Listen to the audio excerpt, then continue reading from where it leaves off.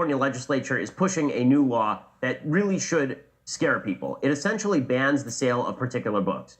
I am not kidding. This is something that is happening in the state of California. So according to David French over at National Review, Assembly Bill 2943 would make it an unlawful business practice to engage in a transaction intended to result or that results in the sale or lease of goods or services to any consumer that advertise, offer to engage in, or do engage in sexual orientation change efforts with an individual. The bill then defines sexual orientations change efforts as any practice that seeks to change an individual's sexual orientation. This includes efforts to change behaviors or gender expressions, or to eliminate or reduce sexual or romantic attractions or feelings toward individuals of the same sex.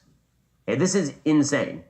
I'm sorry, this is insane. This bill is totally crazy. It doesn't matter whether you believe that conversion therapy works. I think the evidence on that is at best mixed and leaning very strongly toward no. But that does not mean that you shouldn't be able to read a book about how to fight particular urges or that urge you to behave in certain ways.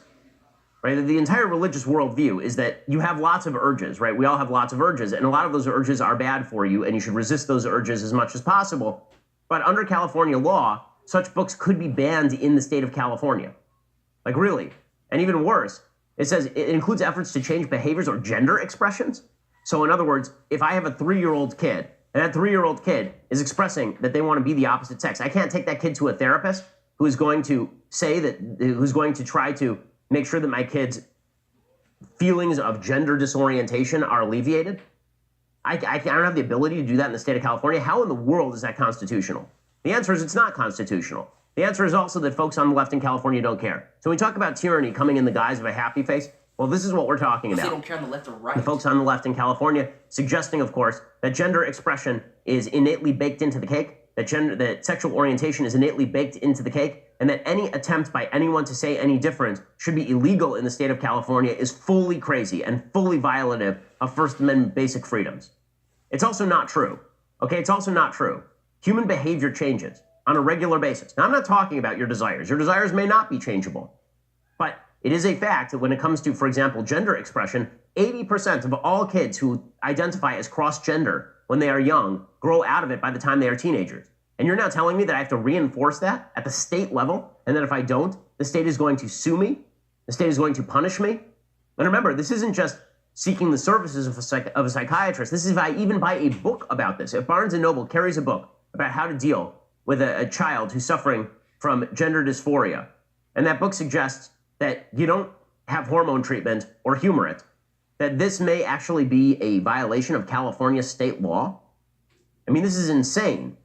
It's totally crazy. As David French writes, to take one example, large numbers of children who exhibit gender dysphoria eventually desist. Their dysphoria resolves itself as they grow older. Indeed, there's serious research indicating that this is the most likely outcome for a child with gender dysphoria. But under AB 2943, the very act of communicating this truthful and indeed hopeful message could very well lead to legal jeopardy. Not just that, you can see a world in which California goes even further than this and starts taking children out of homes. If you're a parent who says, listen, my little girl is not a little boy, no matter what she says, then you could see the state saying you are now engaging in child endangerment. I cannot imagine the Supreme Court of the United States would uphold this law. I just can't imagine it. Now, maybe a couple of the justices would try to uphold the law, some of the more radical justices, but I just can't imagine that the Supreme Court would say this doesn't violate the First Amendment. It very, very obviously violates the First Amendment. It has already passed through 2 committees by 8-2 and 8-1 margins. It may come up for an assembly vote this week. And of course, this is the future of California is the future of the left. So if you wonder why folks on the right are so unwilling to make bargains with folks on the left about social issues, this is the reason. Because social leftists are interested in not only changing minds, but enforcing that change on people from above using the power of government. And this is truly evil stuff. Suggesting to people they shouldn't be able to buy books they want to buy, suggesting to people that they shouldn't be able to bring kids to the therapist they want to bring kids to, is just insane and evil. It really is. And the fact that California is pursuing it demonstrates how crazy the left has gone on social issues particularly.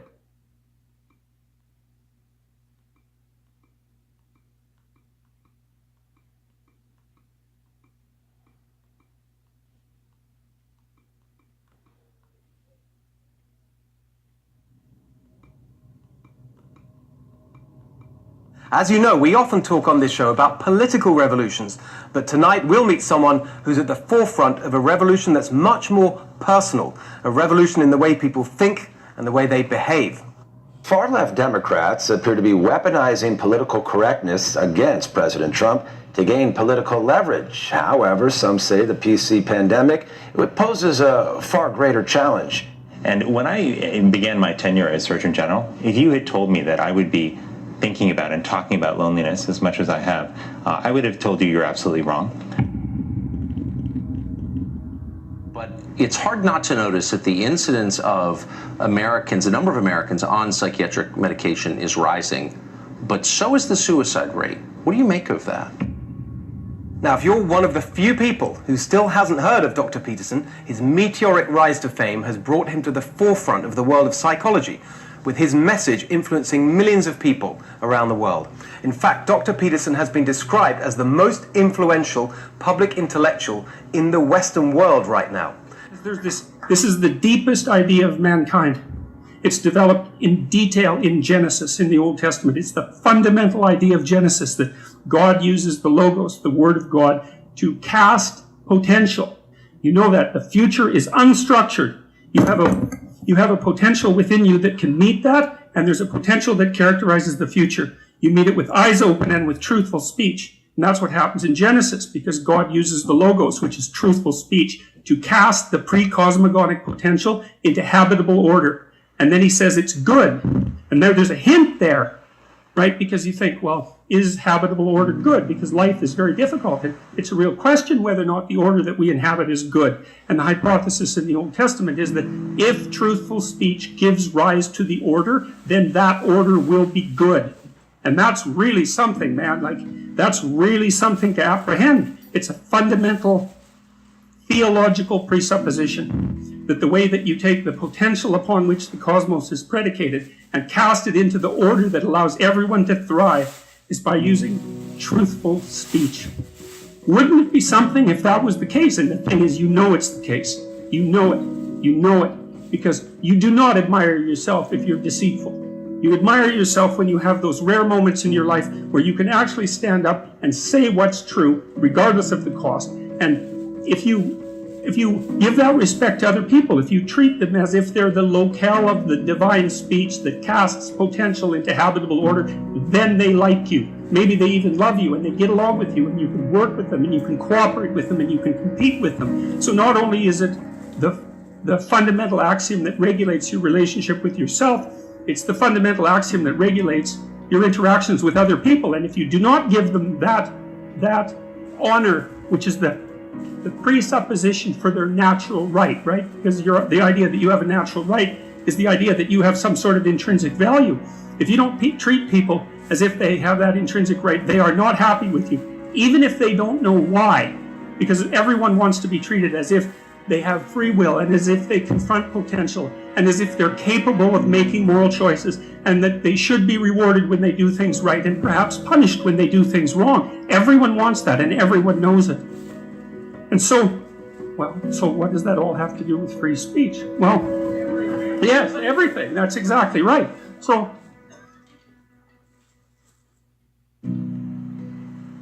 this is a country that continues to oppress communities of color, LGBTQIA communities, Muslims, and those they deem to be the other. Advocates of political correctness claim the main goal of PC is to protect the vulnerable and oppressed by promoting inclusiveness, diversity and multiculturalism. But in reality, some have said PC has taken heavy toll on First Amendment rights, claiming it has crippled the language, topics of discussion and decision-making in America's social and political life. Ever since the 1990s, the ideas of social justice, fairness and redistribution of wealth have become a new normality in America's public discourse. In such sensitive areas as defense and economy, the influence of Marxist-Leninist ideas in the United States is absolutely fantastic. The globalist left appears to be using PC narratives in order to reach out to as many demographic groups they can, including Muslims, women and LGBT communities, in order to boost its influence in the society. You know, people think of free speech as kind of like a decoration, something like that in your life. It's not that at all. It's not the ability to speak truth to power, although it is also that. It's not that. It's way more than that. Free speech is how you think. It's not thinking, you know, the word that Genesis relies on to create the cosmos, let's say, in the story. By the way, that's the image of God in which you're made, male and female, that gives you that fundamental value that's at the core of our idea of natural right. It's not thinking, it's speaking. And the reason for that is, look, first of all, you can hardly think. It's really hard to think. You have to be trained like mad to think. You have to be able to divide yourself internally into a couple of different people.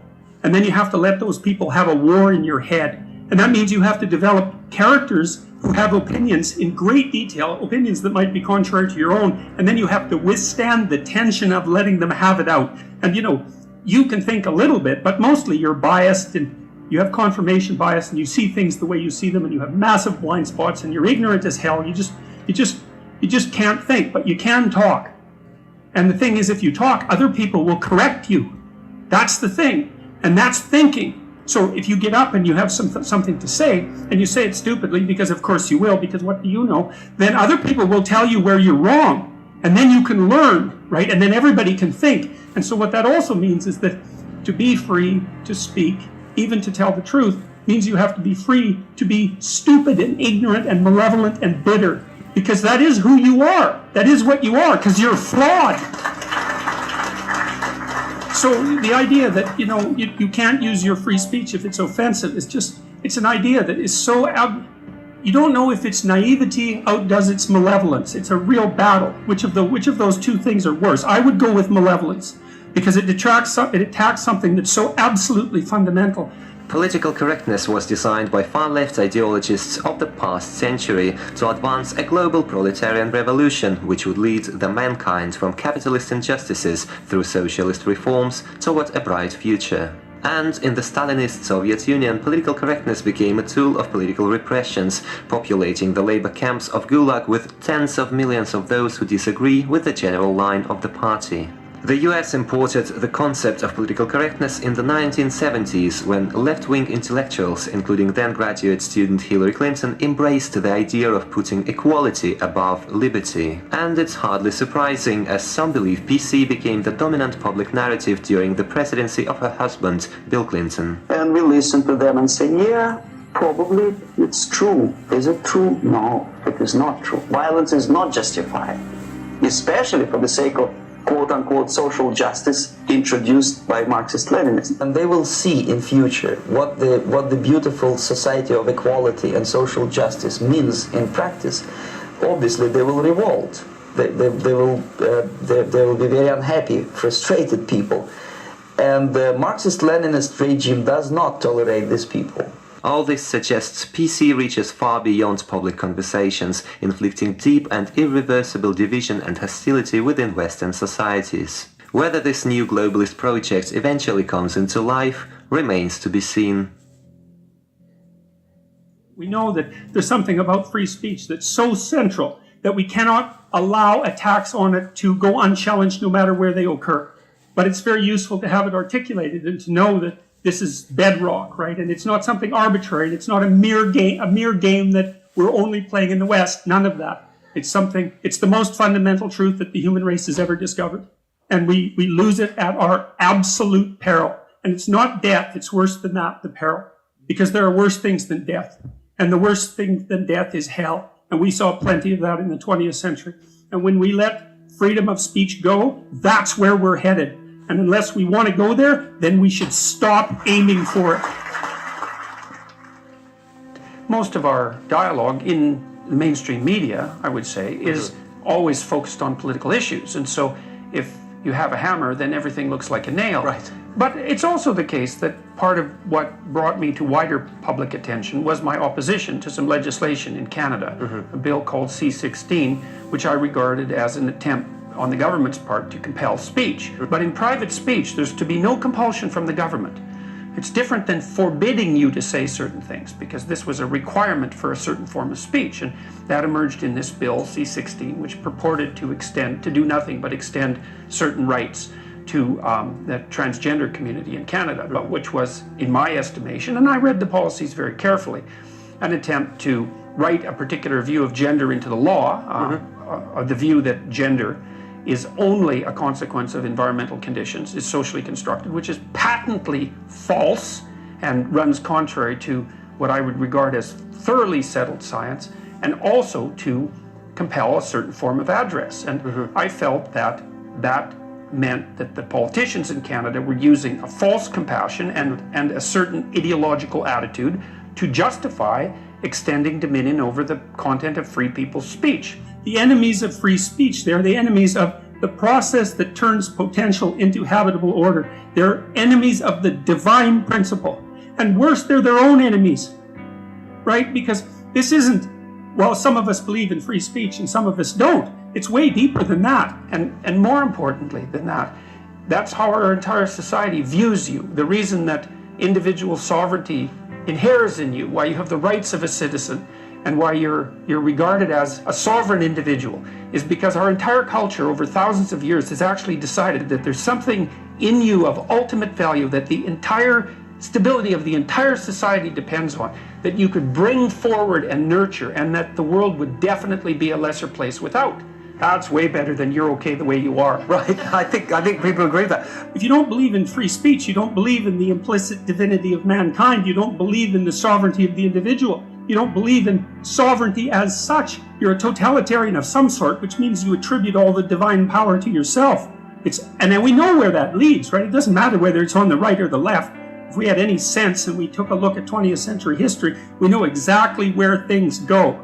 And we could easily choose not to go there. And so when we see someone like Y.I.S.L, who's imprisoned by a reprehensible dictatorship that we have the gall to call our allies, then what we see is a system that's not only hell-bent on the destruction of an innocent and good man, but directly antithetical to everything that all of us have and that our societies put forward as necessary to the continual betterment of being itself. And so,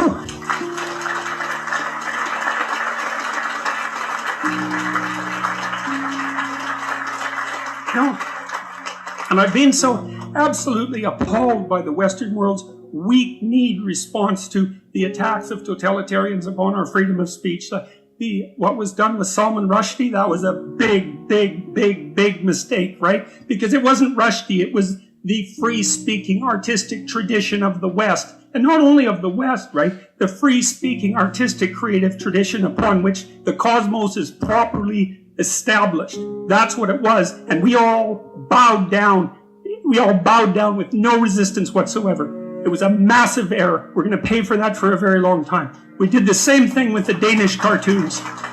And you don't want to think about these sorts of things as happening far away. Nothing happens far away. When it happens somewhere else, it's happening right here too. And that's why we're all here today, because we recognize that at least on some level.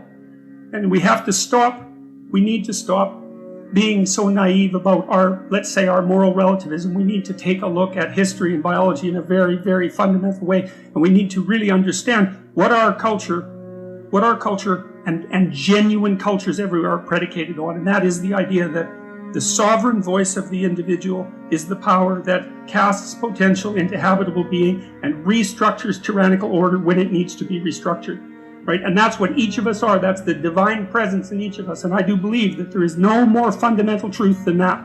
I don't believe that you can dig down underneath that. I think that's bedrock. That's the foundation stone of the house. That's the cornerstone of the house.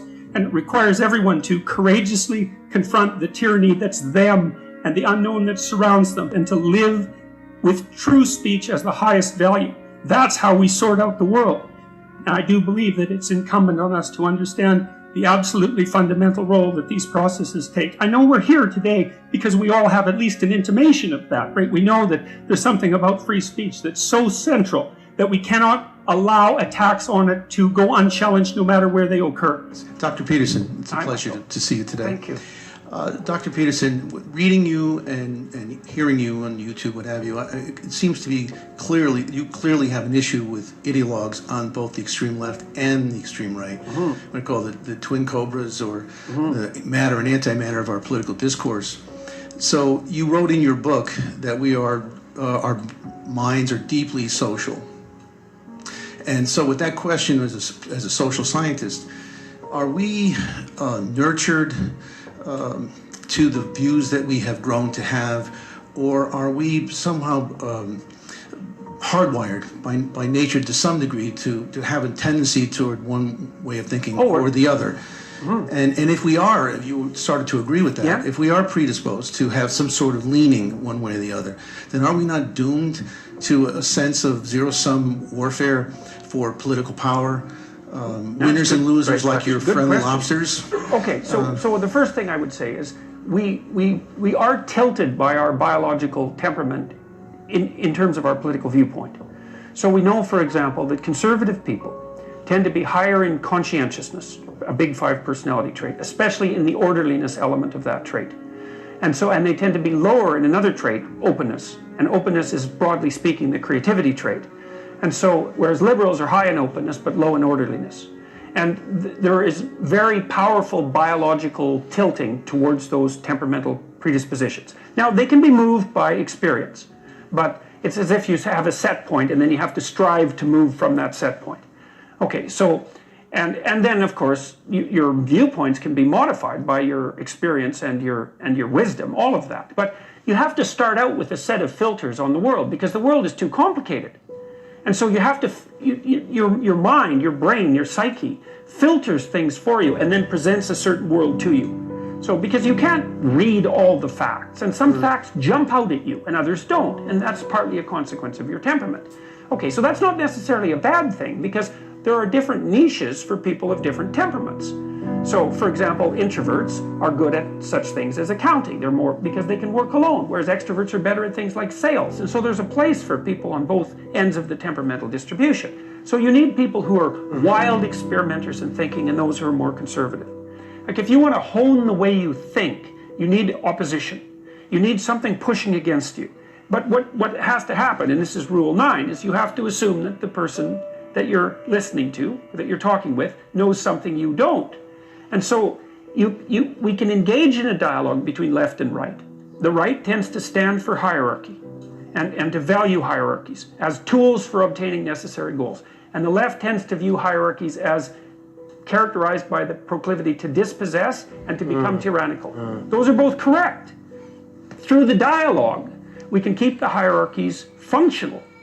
Now, because you might think, well, there's no shortage of ways to live in the world. That's a morally relativistic stance. And there's something to that, obviously, because people differ, and people differ in occupations, and they differ in outlook, and so forth. They differ in political beliefs. So there's obviously many ways that we can thrive in the world. And so some degree of flexibility with regards to what constitutes your fundamental axioms, obviously, is necessary.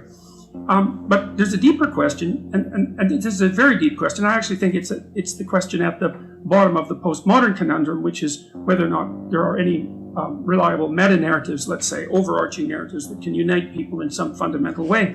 And so I was curious, were these just two arbitrary ways of looking at the world, both potentially equally valid?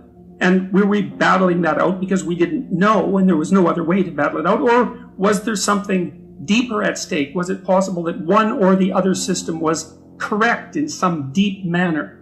And so I started to study deeply this particular question. The first question was, well, what were beliefs made out of? Like, what exactly is it? What are we talking about when we talk about a belief? What does it mean that you have beliefs? Well, how are beliefs structured?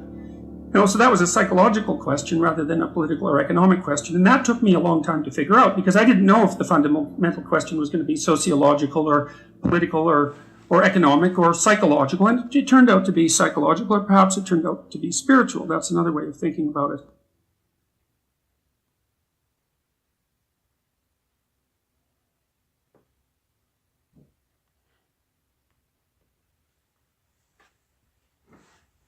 Community there rooting for a high school cheerleading squad in what's turned into a battle over religion and football. The squad has been banned from showing banners of Bible verses during games. Now they're headed to court.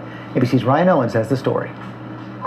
In this small Texas town, they worship two things: God and football. Clap your hands, yeah, right! So perhaps it only seemed natural the cheerleading squad at Kuntz High School would paint Bible verses on those banners the players run through before every game. We just wanted to encourage the boys. But it apparently offended someone. That unidentified person complained to an atheist group that argued the Bible banners amounted to a public school advocating a particular religion, and that's unconstitutional. It's not a Christian school, and they cannot misuse their authority. In response, the school superintendent forced them to stop the scriptures. So the cheerleaders put down the pom-poms and picked up the phone, calling an attorney.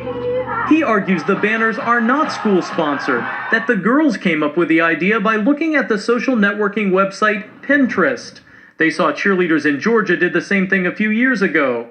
It turns out they were banned by their school too. It was student-led and student-initiated. This community is now cheering for the cheerleaders. Signs of support are all over town and online. This Facebook page dedicated to their fight now has nearly 50,000 followers. That's 25 times more people than live here. When people say, these people came to a football game, not to church, what do you say? I mean, they have the right to say whatever they want to say, but I mean, it's our religion and we want to portray that. Texas is known for swift justice, and the cheerleaders are counting on it. Here at the courthouse behind me, they are hoping the judge will rule today. After all, there's a game here tomorrow night. They already have the banner ready. It has a scripture on it. The only question, will the judge let them use it? Elizabeth?